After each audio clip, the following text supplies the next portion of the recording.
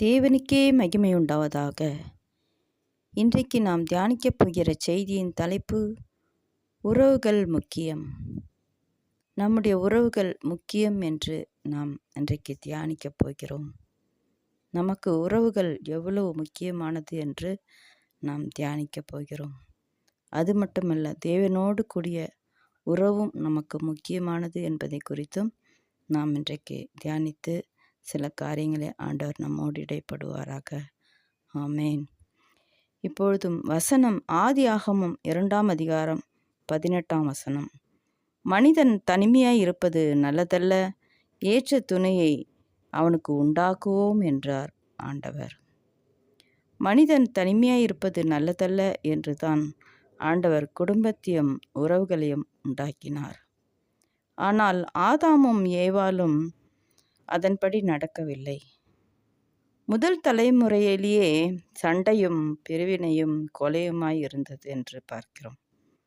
ஆனால் அதன் பின்பு வந்த நோவாவின் குடும்பம் பாருங்கள், எவ்வளவு ஒற்றுமை, ஒருமனப்பாடு, கீழ்ப்படிதல் எல்லாம் இருந்ததை பார்க்கிறோம்.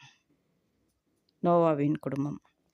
அதன் பின்பு வந்த ஆபிரகாம் குடும்பம் கூட கர்த்தருக்கு பயந்து வாழ்ந்து விசுவாசம், முன்மாதிரி ஜீவியம் செய்தார்கள் என்று பார்க்கிறோம்.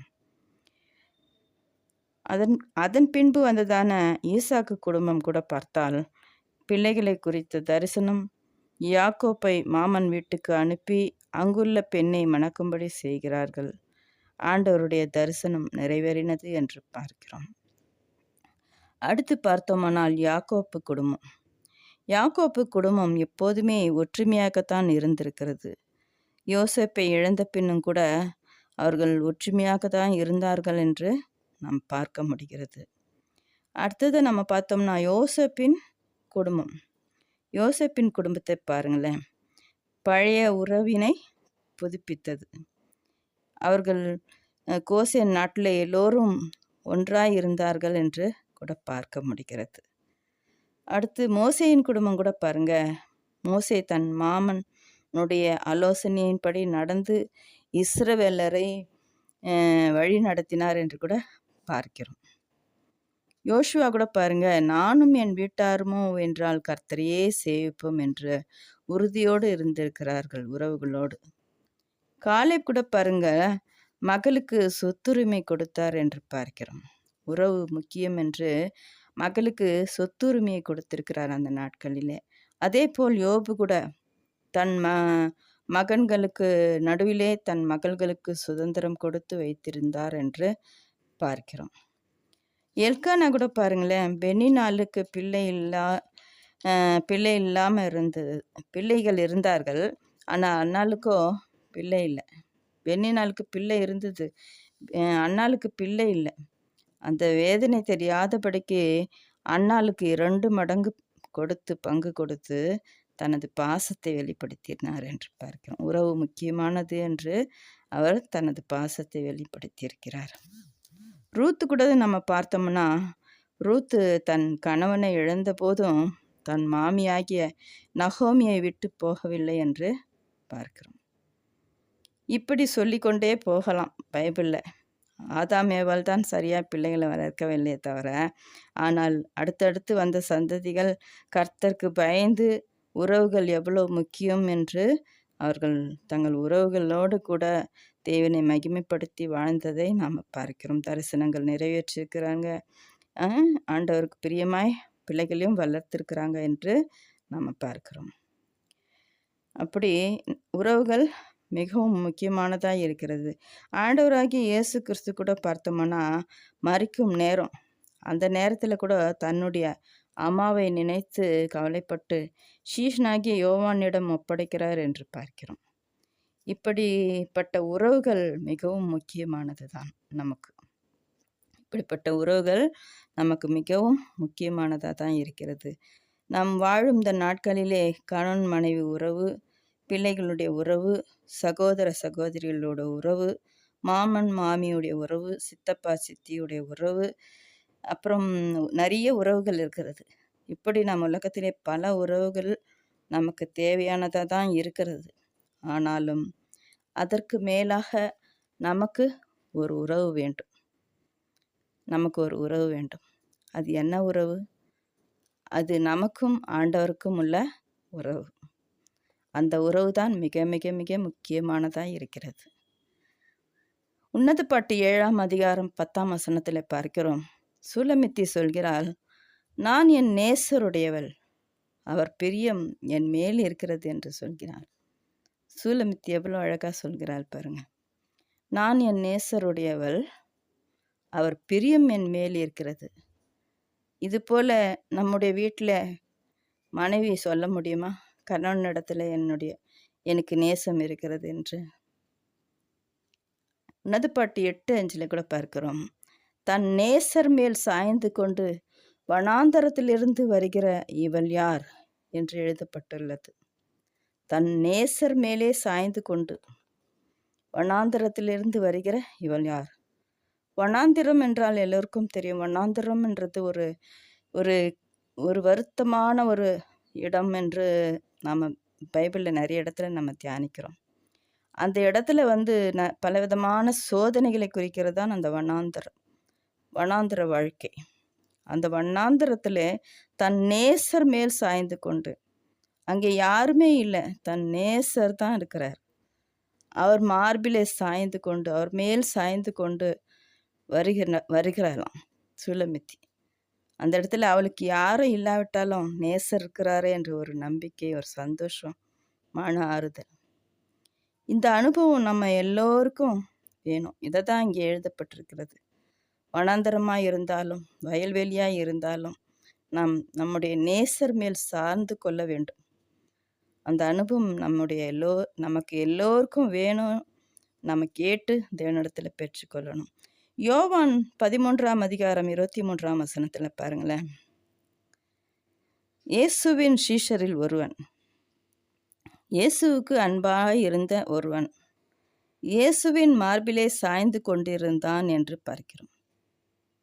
இயேசுக்கு அன்பாயிருந்த ஒருவன் இயேசுவின் மார்பிலே சாய்ந்து கொண்டிருந்தான் என்று பார்க்கிறோம். 12 சீஷர்கள் இருக்கும்போது ஒருவன் மட்டும் இயேசுவின் மார்பில் சாய்ந்து கொண்டிருந்தான் என்று பார்க்கிறோம். எவ்வளவு அன்பு பாருங்கள்! எத்தனை உறவுகள் இருந்தாலும் நம்முடைய நேசர் இயேசு கிறிஸ்துவின் மார்பில் சாய்வதே ஒரு அலாதி பிரியம், மகிழ்ச்சி பாருங்கள். அதை தான் யோவான் செய்திருக்கிறார். அந்த நேரத்தில் அந்த சீஷன் வேறு யாரும் இல்லை, யோவான் தான். இயேசுவின் மார்பிலே சாய்ந்து கொண்டு இருந்த அந்த சீஷன் யோவான் தான். பத்மத்துவிலே போய் ஆண்டவரை முகமுகமாய் தரிசித்து யோவான். ஆண்டவருடைய மார்பிலே சாய்ந்த போது ஆண்டவர் தம்முடைய இருதயத்தையே அவருக்கு வெளிப்படுத்தினார் போல. அதுதான் அவர் அவ்வளவு பாடுகள் பட்ட போதிலும் ஆண்டவரை காணவும், தரிசனங்களை, வெளிப்பாடுகள், நடக்கப் போகிற காரியங்கள், சபை குறித்தும், ஜனங்களை குறித்தும், உலகத்தை குறித்தும், சாத்தானுடைய முடிவை குறித்தும், புதிய வானம் புதிய பூமியை குறித்தும், ஆண்டவருடைய ஆட்சியும் ராஜ்யமும் குறித்தும், இப்படி பல பல ஏராளமான விஷயங்களை குறித்து ஆண்டவர் வெளிப்படுத்தியிருக்கிறார். யோவான் தேவனுடைய ஆண்டவராகிய இயேசு கிறிஸ்துவினுடைய மார்பிலே சாய்ந்து இருந்த போதே அவருடைய தரிசனங்களை, வெளிப்பாடுகள்லாம் அவருக்கு வைத்திருப்பார் போல. அதுபோல நாம் தேவனுடைய மார்பிலே சாய்ந்து கொள்ளும் பொழுது நமக்கு எந்த உறவுகள் நம்மளை நேசிக்காவிட்டாலும், விலகி போனாலும், நம்மை மறந்தாலும், தேவனுடைய உறவு மட்டும் நமக்கு இருந்தால், சூலமித்தியை போல நான் என் நேசருடையவள், அவர் பிரியம் என் மேலே இருக்கிறது என்று சொல்ல முடியும். நாம் நேசருக்கு உரியவர்களாக இருக்கும் பொழுது அவர் பிரியம் நம் மேலே வைக்கிற தேவனாக இருக்கிறார். அதனால தான் ஆண்டவர் சொல்லிக்கிறார், யார் உன்னை கைவிட்டாலும் நான் உன்னை கைவிட மாட்டேன், நான் உன்னை விட்டு விலகுவதும் இல்லை, உன்னை கைவிடுவதும் இல்லை என்று சொல்லியிருக்கிறார். வருத்தப்பட்டு பாரம் சுமக்கிற நீங்கள் யாவரும் என்னிடத்திலே வாருங்கள், நான் உங்களுக்கு இளைப்பாறுதல் தருகிறேன். அந்த இளைப்பாறுதல் ஆண்டவருடைய உறவிலே தான் வரும், ஆண்டவருடைய அன்பிலே தான் வரும், ஆண்டவருடைய மார்பிலே சாயும் போது தான் வரும் அந்த இளைப்பாறுதல். ஆண்டவருக்கு பிரியமாய் நாம் அவரோடு கூட உறவுகளை வைத்து ஆண்டவரோடு நல்மனம் பொருந்தி நாம் வாழ்வோம். ஆதியாகமம் 5ஆம் அதிகாரம் 24ஆம் வசனத்தில் கூட பார்க்கிறோம். ஏனோக்கு தேவனோடே சஞ்சரித்து கொண்டு இருக்கையில் காணப்படாமல் போனான் என்று. ஏனோக்கு எப்படி இருந்தாராம்? தேவனோடு சஞ்சரித்து கொண்டு இருக்கையில் காணப்படாமல் போனான் என்று பார்க்கிறோம். தேவனோடு ஐக்கியப்பட்டிருக்கும் போது, குடும்பத்தோடு இருந்திருக்கிறாரு, தேவனோடு ஐக்கியப்பட்டிருக்கிறாரு. அந்த நேரத்தில் தான் அவர் காணப்படாமல் போனார் என்று பார்க்கிறோம். எலியா கூட அப்படிதான் தேவனுக்கு பிரியமாய் நடந்து கொண்டிருக்கும் போதே சுழல் காற்றிலே எடுத்துக்கொண்டு போனார் என்று பார்க்கிறோம். அப்படியாய் ஆண்டவரோடு நாம் இருக்கும்போது இந்த உலகத்தில் இருக்கிற எல்லாவற்றையும் நம்ம மறக்க செய்வார். எத்தனை கஷ்டங்கள், எத்தனை வேதனைகள், எல்லா உறவுகளும் இருந்தும் எனக்கு அன்பு இல்லையே, நேசம் இல்லையே, பிரியம் இல்லையே, என்னை கண்டு கொள்வதற்கு யாரும் இல்லை என்று கவலைப்படுகிற ஒவ்வொருவரும் தேவனை பற்றி கொள்ளுங்கள். தேவனுடைய மார்பில் சாய்ந்து கொள்ளுங்கள். தேவன் உங்களை அவருடைய சொந்த பிள்ளையாய் ஏற்றுக்கொள்வார். தேவன் தான் நமக்கு அடைக்கலம். தாவீது சொல்கிறார், தேவனே நீர் என்னுடைய தேவன் என்று சொல்கிறார். யோபு சொல்கிறார், என் மீட்பர் உயிரோடு இருக்கிறார் என்று சொல்கிறார். இப்படி நம்முடைய முற்பிதாக்கள் எல்லாம் தேவனை முகமுகமாய் தரிசித்து பேசி கொண்டிருந்திருக்கிறார்கள். எவ்வளோ பாடுகள், கஷ்டங்கள், போராட்டங்கள் மத்தியில் சுவாச அறிக்கையிட்டு கொண்டு இருந்திருக்கிறார்கள். தேவனோடு உள்ள உறவை அவர்கள் புதுப்பித்து கொண்டே இருந்திருக்கிறார்கள். அதுபோல நாமும் தேவனுக்கும் மனிதருக்கும் பிரியமாயிருந்து ஆண்டவருடைய வருகையில் எடுத்துக்கொள்ளப்பட பிரயாசப்படுவோம். நம்முடைய உறவுகளையும் கூட நம்ம ஆயத்தப்படுத்துவோம். தேவனுக்கு பிரியமாயிருப்போம். தேவனோடு உறவு வைப்போம். உலகத்தின் உறவுகளிலே மட்டும் பிரியம் கொள்ளாமல், எல்லா உறவுகளும் தேவைதான், ஆனாலும் கூட எல்லாவற்றுக்கும் மேலாக நமக்கு ஒரு உறவு வேண்டும்.